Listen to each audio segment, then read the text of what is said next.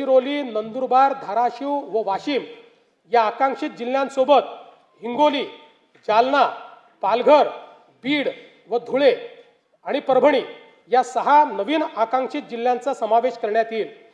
या 10 जिल्ह्यातील 77 तालुके तसेच उर्वरित जिल्ह्यातील 100 आकांक्षित तालुक्यांचा गतिमान विकास करण्यात येणार आहे।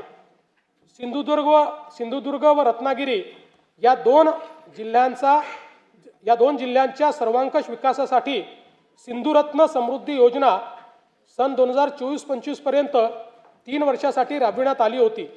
पुढील 3 वर्षाकरता सिंधुरत्न समृद्ध योजना 2.0 प्रस्तावित करण्यात येत आहे।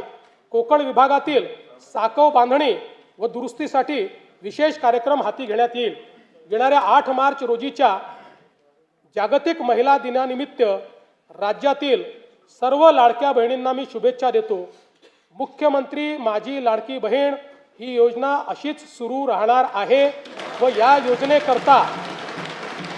योजनेकरता आवश्यक ती भरीव तरतूद करण्यात आलेली आहे।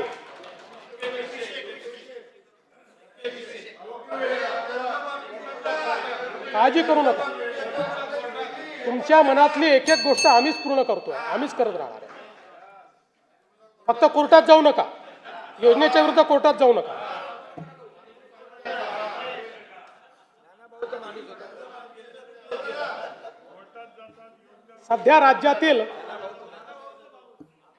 सध्या राज्यातील सर्व जिल्ह्यांमध्ये एकल महिलांचे सर्वेक्षण चालू असून ते पूर्ण झाल्यानंतर त्याचे उचित विश्लेषण करून एकल महिलांच्या कल्याणासाठी सुयोग्य धोरण आणले जाईल। महाराष्ट्र ग्रामीण जीवनोन्नती अभियानाअंतर्गत आतापर्यंत सुमारे 37 लाख लखपती दिदी झाल्या आहेत। सन